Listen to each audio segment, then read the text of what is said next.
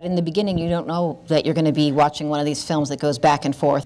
But as soon as you realize that's going to be the structure of the film, I think you go with it. So it might take you a scene or two to realize that that's what's being asked of you. But it was scripted so tightly, it flowed really beautifully, and I thought that, you know, that was because of the writing. Some people see a Madoff connection, some people see a Streetcar connection. Kate had done the play, and I loved the play, and we talked about it, but I mean, I think there are parallels, but I think it's just a wholly original idea. I met Woody, I think it must have been 16 years ago.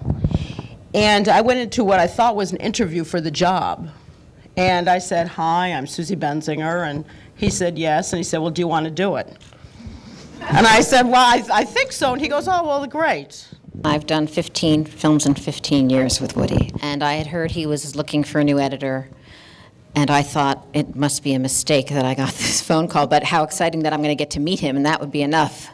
And then when they offered me the job, I, you know, was obviously extremely thrilled. My agent said, Woody Allen wants to meet you, but they didn't know anything. And I said, wow, I'm going to meet Woody Allen, cool. I got there and it was really cold, and I started taking my coat off. She said, honey, you can take off your coat, but it might take you longer to take the coat off than the meeting lasts.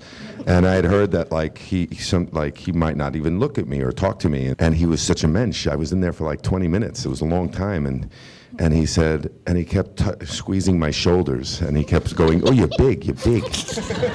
You're so big. He kept saying it. And he said, can you give me 3 weeks in August? And I said, yes. And I had no idea if I could do that because I was working on Boardwalk Empire, and I knew I was working till November on that. It was similar. I lucky enough to be working in New York at the time, and he happened to be casting, and I went along to his office, which is like this place I thought I'd never see again or find again. It's like Alice in Wonderland. You go through a glass door and through another door, and suddenly you're in Woody's editing studio that's been there since the 1970s. What's so amazing about the costumes in this movie is that Kate has a limited wardrobe with her in San Francisco, and you can see what it means to her, you know, her clutching that bag, you know, because that's her link to like her little her security past, blanket, yeah. You know, and her, to those of us who live in New York, you know, she's very recognizable Upper East Side type from those few pieces that she's wearing. That was an amazing experience putting on those clothes,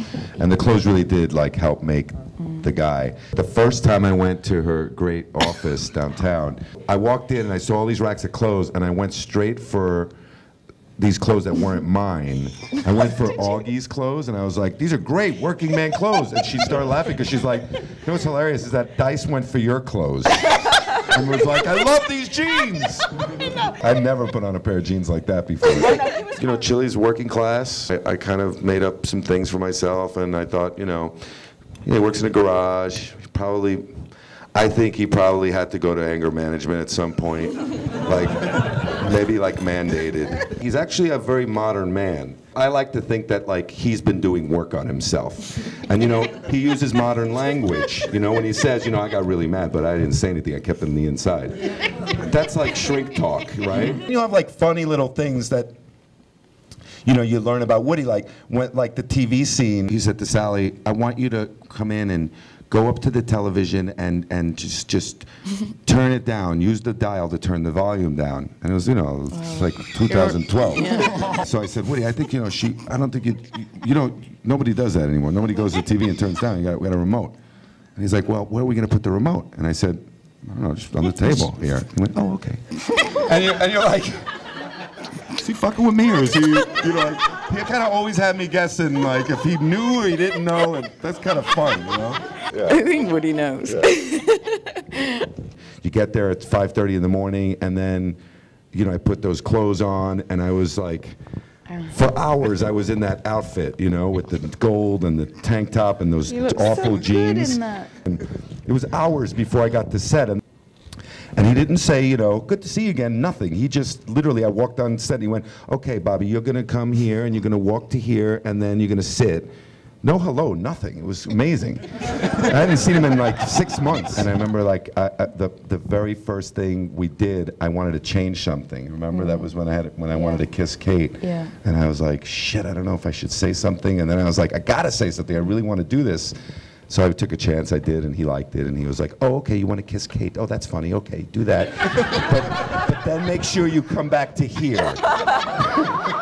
You just sort of show up, and he expects you to know what you're doing, and just do it.